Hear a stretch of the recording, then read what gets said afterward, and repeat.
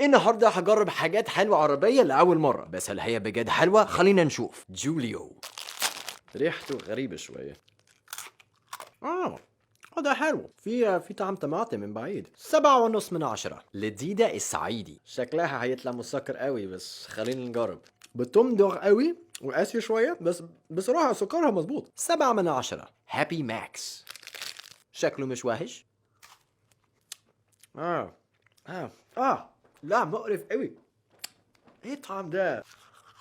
صدقني ده ضروري، اشك ان دي تكون شوكولاتة اصلا، طعمها زفر. عموما تاخد 0 من 10. وعلى فكرة أنا بعمل تطبيق هيخليك تتكلم إنجليزي أحسن في أسبوعين بس. أيوة، ادخل على captainenglish.com وعارف التفاصيل. موتو ماجنم بفراولة، شكلها كيوت. حلو، هي سكرها زيادة شوية، بس على الأقل طعمها مش زفر. 6 في 10. ويفر فانيليا عزيز.